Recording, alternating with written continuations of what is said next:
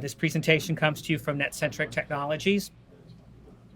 My name is Greg Pisocky. I'm an accessibility consultant with NetCentric Technologies. And earlier, we heard Dietrich and David talk about tools, techniques. We heard Wendy talk about rationale. And this last presentation is intended to bring it all home, we hope, in terms of a general implementation strategy.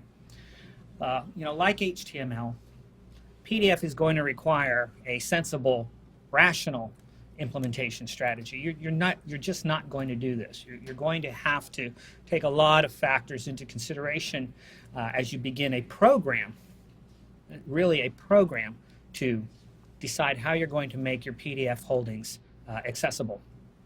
Or even if you're going to make your PDF holdings accessible, that could very well be an option as well. So this is also a white paper that is on the NetCentric Technologies website, which is conveniently found at www.commonlook.com. That's a whole nother story. Also, these steps are extrapolated from a case study that we've done with the City of Ottawa. Yes, another Canadian accessibility company. There must be some conspiracy afoot. NetCentric Technologies is based in Ottawa, but we have a U.S. presence here in Washington, D.C. And these 5 steps essentially were adopted by the City of Ottawa in terms of their implementation.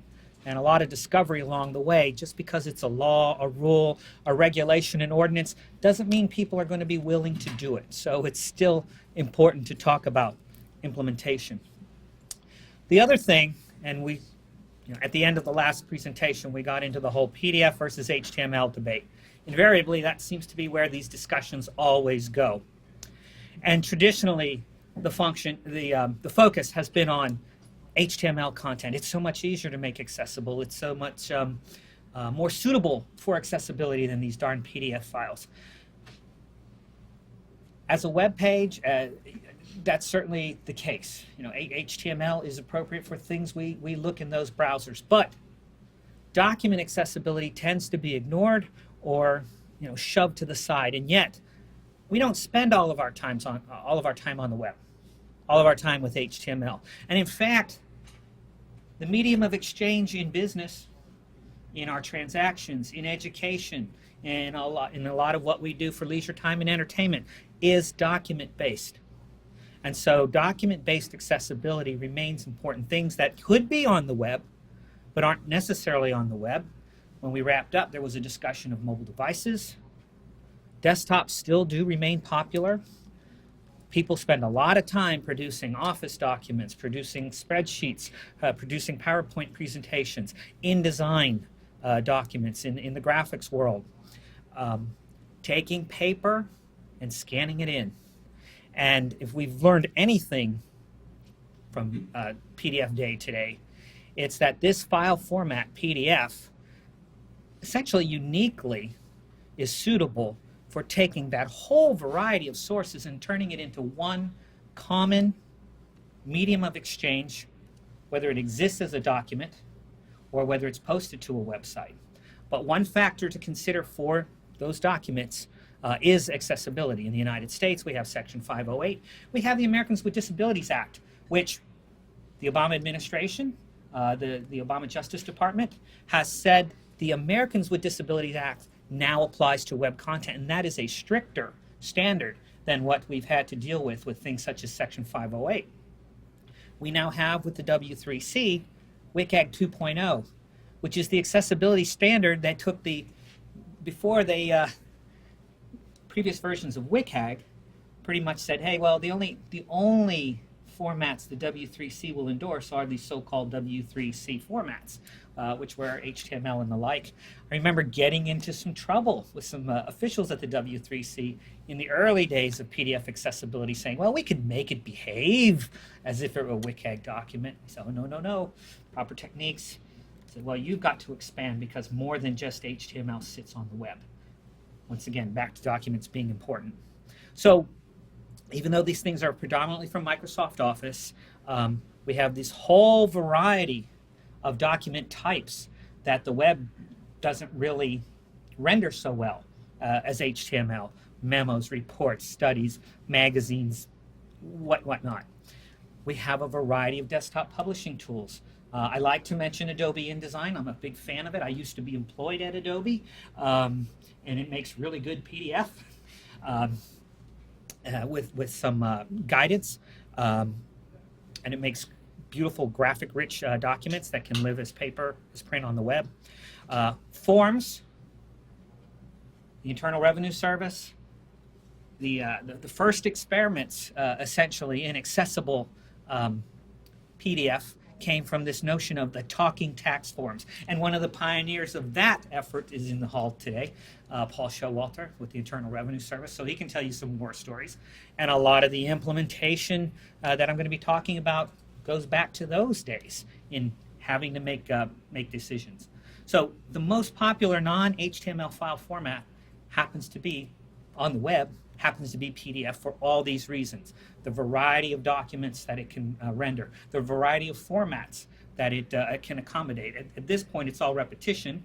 Our own Duff Johnson, has kind of gained a little notoriety. He tracks this, and despite all this talk of PDF going away and documents becoming less important, we see that a full 77% of non-HTML content on the web is still in the PDF file format. You'll need tools to locate and identify these files. That's step one, discovery. Where are these PDF holdings? Lots of organizations, we talked about archive in some of the other sessions today. Finding what you have is important. There are a variety of tools. My firm makes them. Other firms will go spider across the website, identify the PDF holdings. You'll do internal audits, whether it's on your website, whether it's on hard disk, whether it's on a SharePoint server. You got to find these things. And then once you find them, you're going to have to determine, to the extent you can, the relative accessibility of the PDF files without having to spend too much time looking inside, because that can be time consuming. Can you score them? Policy and process development is the big one. Now, as a vendor, we thought, boy, Section 508, that's going to be great. The United States government, these federal agencies, they're going to have to make everything accessible.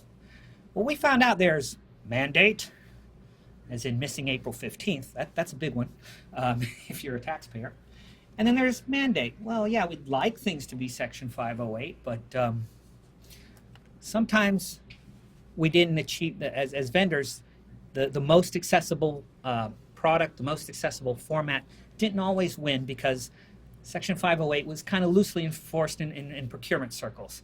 In all those years, I was only part of one successful Section 508 challenge, and it took some doing to get them to turn back that order. I'm quite frankly, I'm surprised it hasn't happened more often. It was around PDF accessibility. But there are these legal, regulatory, and compliance considerations.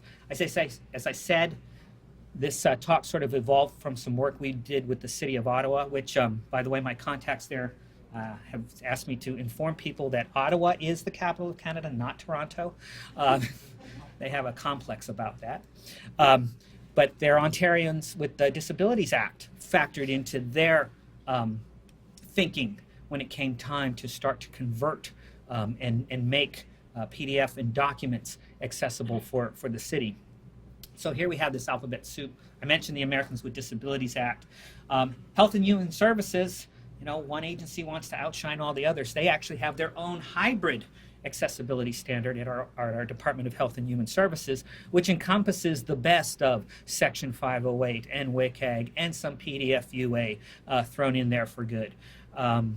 Multinationals need to consider their own, local. In Canada, too, we also had the French and English issue. So everything that was in one language had to appear in the other language, especially from government. And then standards compliance consideration. What are you going to comply to? Pick one, pick many. A lot of I've heard a lot of talk in this comma between WCAG 2.0 and PDF slash UA. You can have them both in one. PDF UA will pretty much fulfill your WCAG 2.0 requirements too.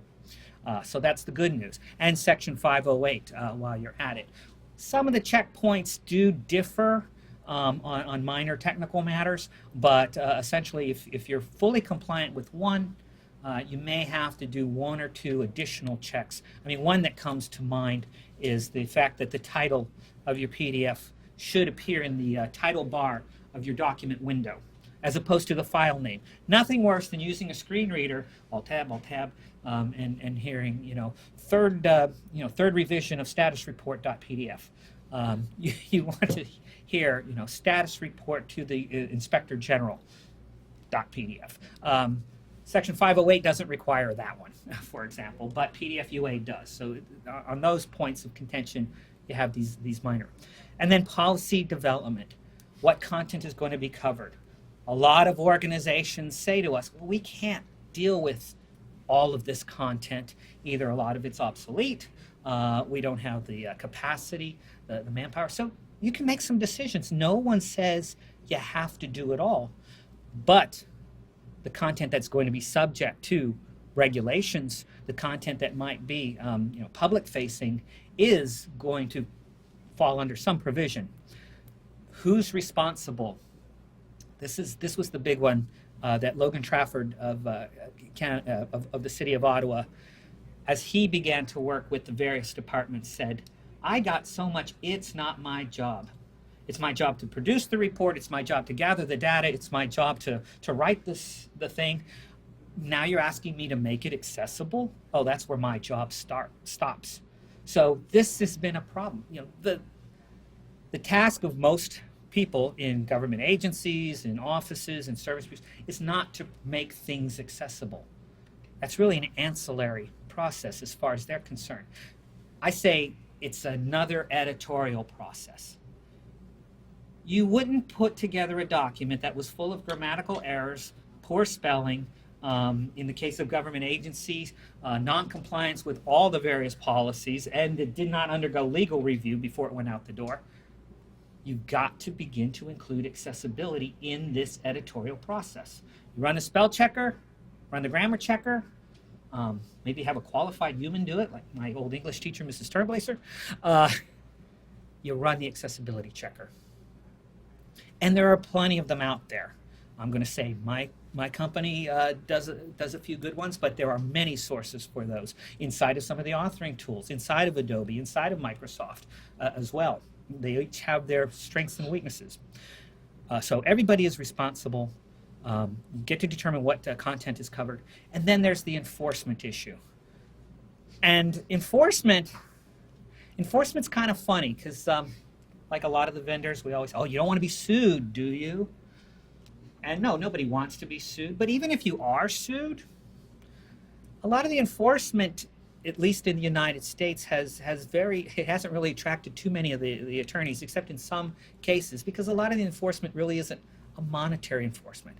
It's remediation. Okay, you are now under an order to get this situation fixed, and you've got a certain time to do it. So you've just kind of created more work. But enforcement in terms of who's going to monitor these internal policies is important, because the day will come. And in the field of higher education, we've actually seen a lot of high-profile educational institutions, universities, higher ed, sued with monetary penalties. This is a new thing, because why? There's that, in the United States at least, the American with Disabilities Act. To some extent, there is the Ontarians with Disabilities Act has some monetary penalties associated with that, and so people are keener now on complying with some of those regulations. So what policies are you going to comply with? And then a remediation plan and policy. And this is closely tied to a document retention policy, which if you were in session A this morning, because if you're saying, hey, what's a document retention policy? Accessibility is a good time to either consider the one you've got or make plans to implement one. The two kind of go hand in hand. Take stock of your current holdings. It's like every weekend when my wife says clean out the garage. um, what do we have? What should I get rid of? You don't have to keep everything. And in fact, if you don't want to be liable for a lot of the content, dispose of it in accordance with a document retention policy. We have personal document retention policies in the sense of, I keep picking on the Internal Revenue Service, but you've got 3 years worth of personal tax documents retention that you're liable for, that the IRS requires you to keep around. A lot of government agencies, NARA is essentially archiving everything for until the end of the Republic, which is the term they use. So that's the overreaching document retention. But organizations, private businesses, private enterprises, they should decide whether things are retained for legal or regulatory compliance purposes, or simply aging. How many marketing plans from 2003 are still lying around that need to be? So these are your mission critical documents. Is information current? Popular titles. It may not be current, but it's frequently requested. These are the kinds of things you're going to factor in terms of determining what you're going to retain. And then archive those documents with record retention limits, either imposed from outside or internally.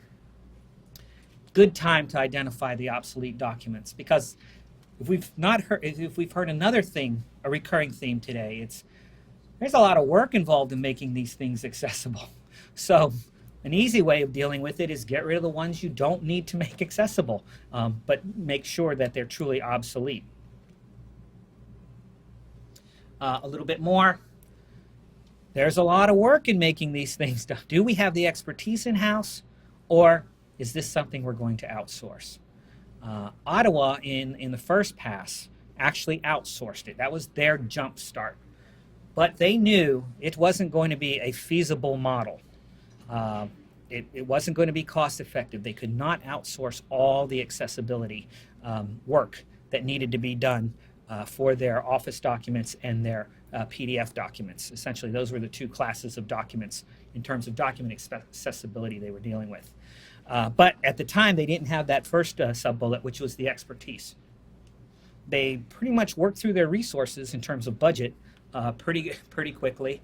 Since they didn't have the staff, that's what guided their outsourcing decision. They had to acquire staff, tools, and capacity down the road. So they adopted this two-tiered approach. Got rid of the initial backlog, and then prepared themselves for what's going to happen down the road as they continue to make content accessible. Then there's liability considerations. One of the beautiful things about outsourcing is if there's a problem, you can turn around to your vendor and say, you caused me a problem. Now, as an agent of that organization, I'm simplifying a little bit, but essentially you've got some redress if something goes wrong, in that you can, the people to whom you've outsourced the product are also the ones responsible for remediating the situation, and the ones who have liability should trouble be identified. This next one, implementation, and it's always, everybody wants to be accessible. Let's do the right thing. How many times have we heard this in my career? Oh, we're going to do accessibility because it's the right thing. And as much as it's the right thing, and I believe people sincerely believe that, other things get into the way. All these other constraints, time, budget, staffing, expertise. It's really important to the biggest success that we've ever enjoyed in these projects is when it's mandated with an executive sponsor. You've got to get somebody who can essentially lay down the law and enforce the law behind it. The bottom-down approach has rarely worked. Again, we had high hopes for Section 508. This was going to mandate the accessibility across the board. But a lot of agencies, at the agency level, pretty much so, but as things got to work their way down, some people said, that's not an important priority. Some authority, someone who's in charge, has to make accessibility a priority.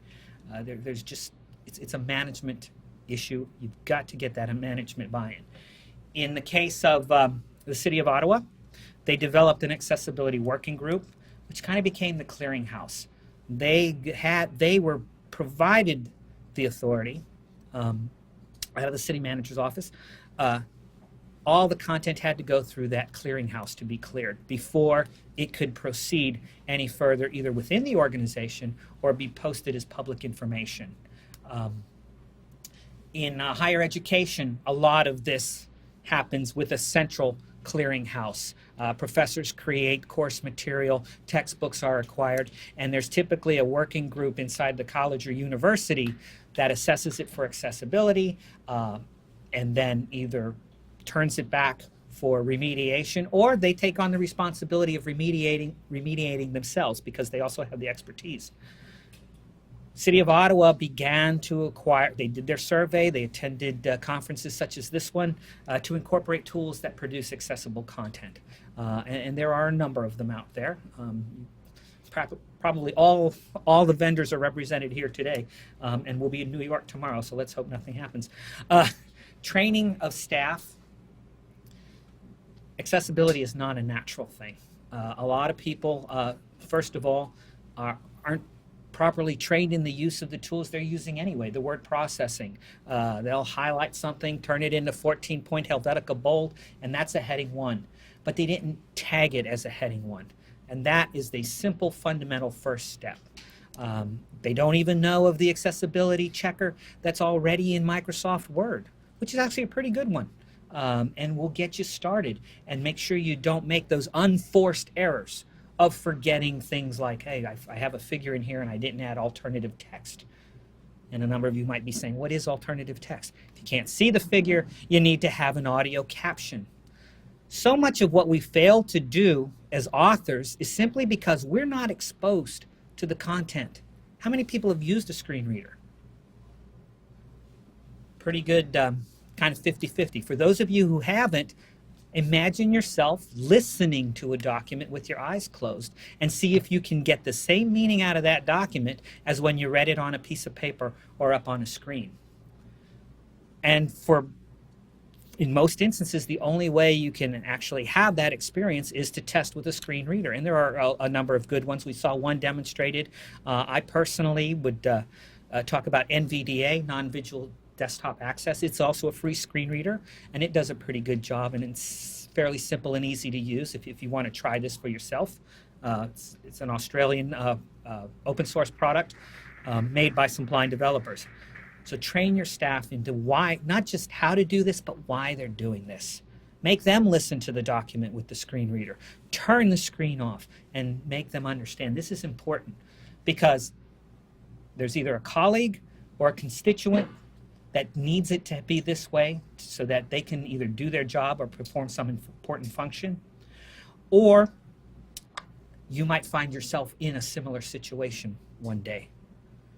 Things like macular degenerate. Nobody likes to think about it, but we're aging, and visual disabilities are fairly common. Mobile disabilities are common, even on a temporary basis. So you might find yourself not being able to use the keyboard all that well. So tabbing through a document could be important to you. I said earlier, editorial process, accessibility needs to be one of those things. Grammar, spelling, accessibility. Retain that Accessibility Service Bureau for difficult documents. I'm telling you, they're always happy to take a job. If it's 1 page or 20,000 pages, they're configured and set up to do things on an as-needed basis. But attack the source.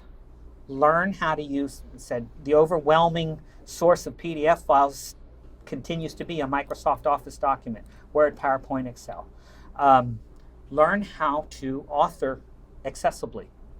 It's not that hard, and it makes for a better Word document. It makes for a better PowerPoint presentation. And I'll also make a plug again once more for Adobe InDesign. The Adobe website actually has some great guidance on how to lay out a great looking magazine layout and make it accessible as a PDF file. A lot of people say, well, we don't want to bring a trainer in here. We don't have people qualified to train. Consider deploying e-learning. Take advantage of the technology you're already using so you can produce in-house videos. You might even look at YouTube to get some ideas. For a lot of YouTube videos out there for making an accessible Word document. So consider e-learning as a platform for this kind of training. And then identify the staff to attend. So we have this training. I've talked to a number of in-house trainers, and their courses are sparsely attended. Well, why? Well, nobody told the prospective students that they should be there, that they had to be there, and nobody had a schedule of attendance. The class is out there, go promote it.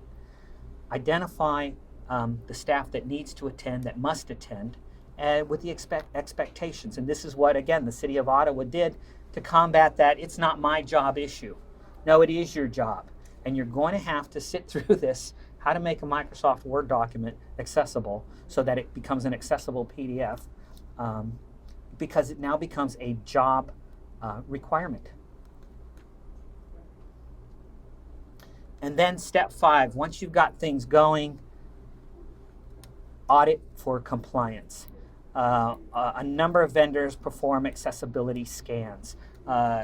There's ourselves, there's DQ, there's High Software. There are a number of firms out there that will be more than happy to scan networks, scan websites, identify where the content lies, whether it's a Office document, a PDF file, HTML, and then determine which standards you're using for compliance. Some of these products can actually be configured to say, okay, this particular PDF file doesn't appear to be WCAG 2.0 compliant, and that's the standard we've chosen in-house. Or it's not PDF UA compliant. Set your milestones. The tools are out there to enable this. And do this on a periodic basis. We scanned 5 years ago. Everything should be fine. At the least, do it annually. But consider twice a year. Consider a quarterly audit. The nice thing is the first pass for most of these tools will have to encompass everything. And the little metadata markers are placed in some of the PDF files, in the case of a tool I do have in mind, so that the next time you do the second pass, it knows which it can safely ignore because it's found the markers and, I checked you back in July. I can pass over you and go on. And so then it becomes quicker and more iterative. And you'll find that the burden, getting started is always the biggest jump. But after that, a regular, steady program will ensure continued compliance. And you have some choices. You can do sampling. Sampling is certainly an effective method for this, but make sure it's a valid, statistically based sample. We dipped into the pool of our PDF documents. We only grabbed about 100, but it's a nice representative sample across our network, across our holdings, and we found that 30% are non-compliant, so maybe we've got some work to do. Or you can do that total population assessment. The disposition and remediation has to be also not just on the results of, here's some inaccessible content, of the type.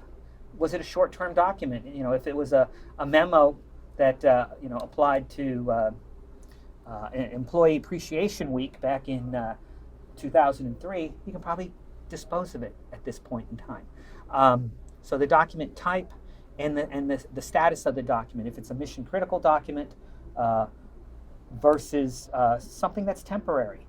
That was one of the discussions Wendy was having. Which kinds of documents are you going to keep? Do you have to concern yourself with? Some have short lifespans essentially, and some are going to have longer lifespans for a variety of reasons. Incorporate accessibility within your document retention policy. People tend to pay more attention to the document retention policy because if you have one. If you don't have one, you might want to consider getting one if you're part of an enterprise, because there are larger legal issues associated with document retention. And I'm going to pick on the IRS again, Paul. The document retention of a certain class of documents came into question when Congress ordered a search for a certain employee's files. We don't have to get into names here, but suddenly they ran afoul of the government's stated document retention policy. Eventually they say, yeah, we've got them, here they are. Because they really did adhere to their document retention policy, but part of the Washington game is, we don't want to make this easy. but in the end, you have to come through. So that's, government, that's much more important, but private businesses are also subject to the same considerations. And that is how, essentially, the city of Ottawa, which initially didn't want to engage in this particular exercise, ended up doing so to, quite frankly, the satisfaction of their constituents and the satisfaction of the city itself, so that now, going forward, they have a continuous process of producing accessible, not just web pages, but accessible documents, both Office and PDF.